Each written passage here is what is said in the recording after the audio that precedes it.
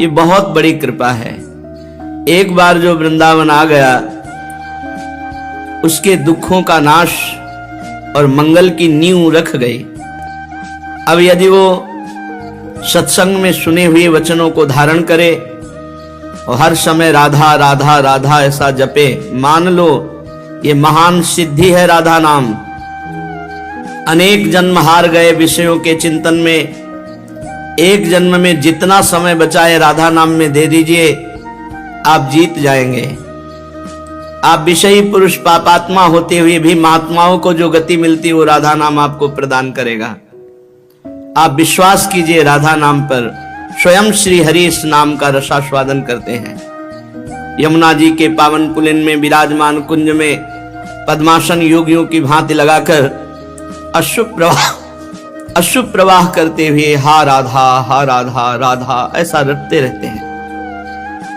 ये महामहिम श्रीधाम वृंदावन है।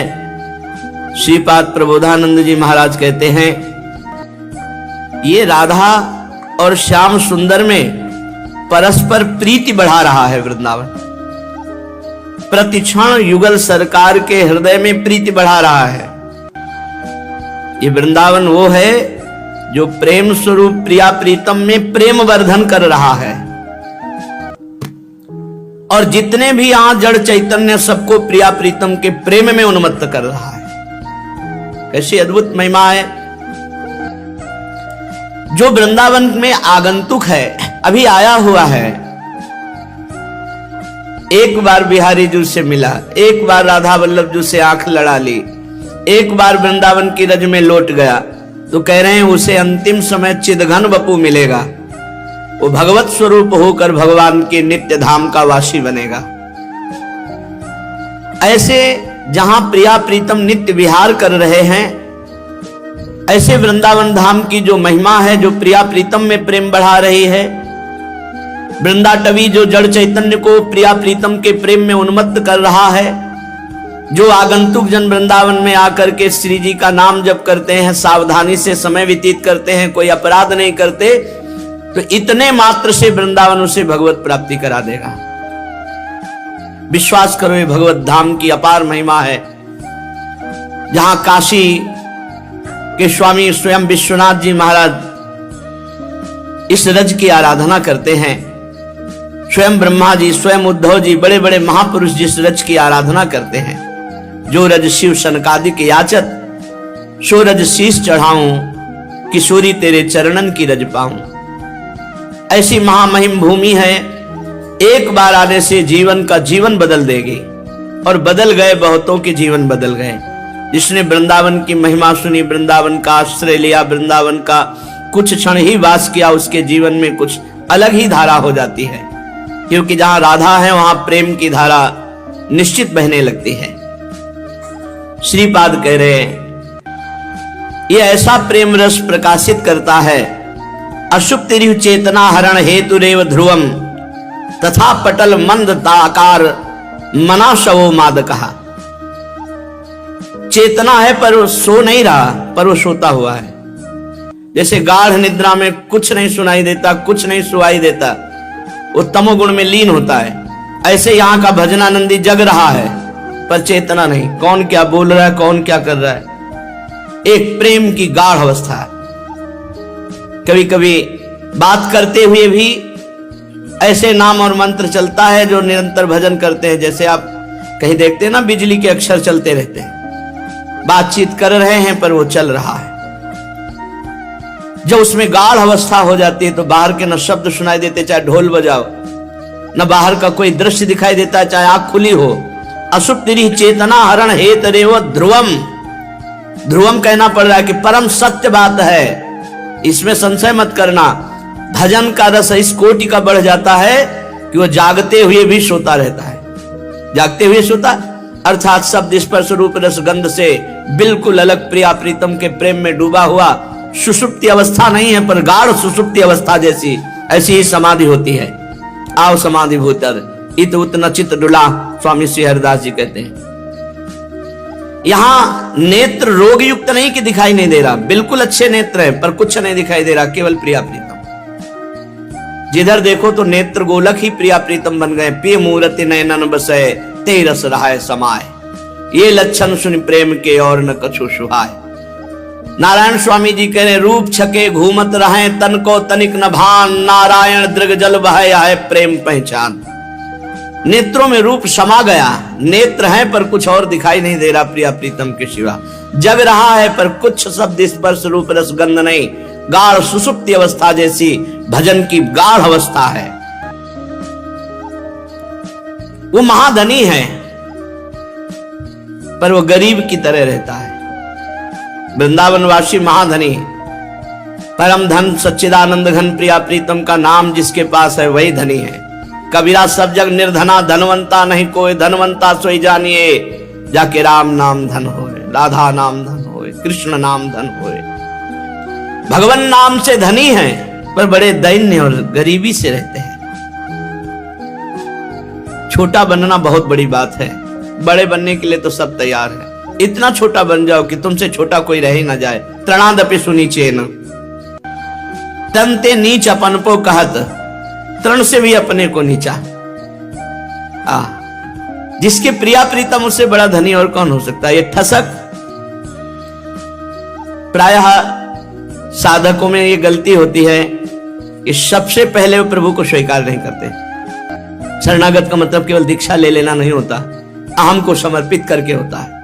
अहम समर्पित की प्रक्रिया ही नहीं आई तो बस केवल कोल्हू के बैल की तरह चल रहे हो। अंतराय हो रहा है भजन का, अहंकार पुष्ट है, शरणागति हुई नहीं हृदय से, बात नहीं बनी, कनेक्शन सही नहीं है।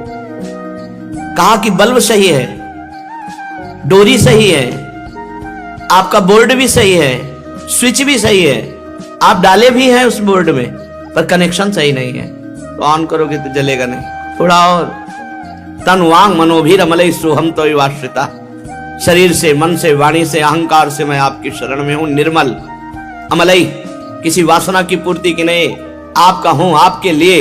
अरे कुछ करना है क्या? शरणागति का भार भगवान स्वीकार करते हैं। शरणागत निर्भय निशोक निश्चिंत रहता है, बस शरणागति ही तो नहीं हो पा रही।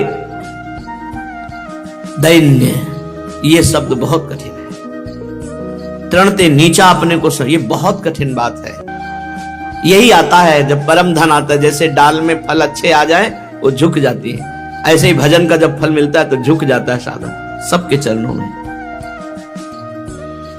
हो सके तो एक बार मोह ममता छोड़कर कुछ दिन के लिए, 2-4 दिन के लिए ही वृंदावन आइए, यहाँ की परिक्रमा कीजिए, यहाँ की रज में लौटिए, यहाँ के रसिकों के चरणों में बैठ करके उनसे प्रिया प्रीतम की बातें कीजिए, सिद्धांत की बातें कीजिए, आपका जीवन बदल जाएगा।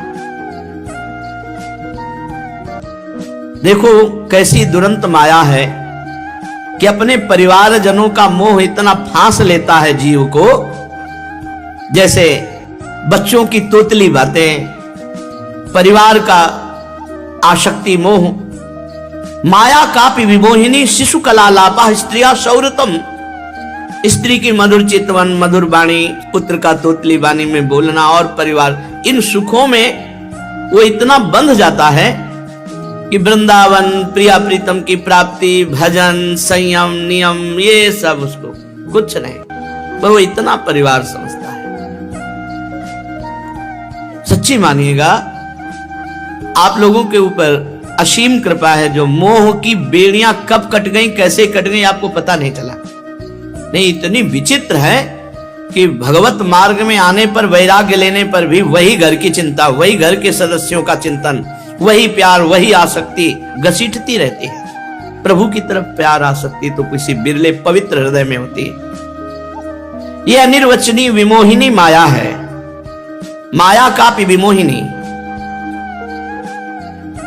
धन का चिंतन करते करते पूरा जीवन हो जाता है, और अधिक हो जाए और अधिक हो जाए और संख्या बढ़ जाए, केवल बैंक में जमा जमा जमा और मर गए।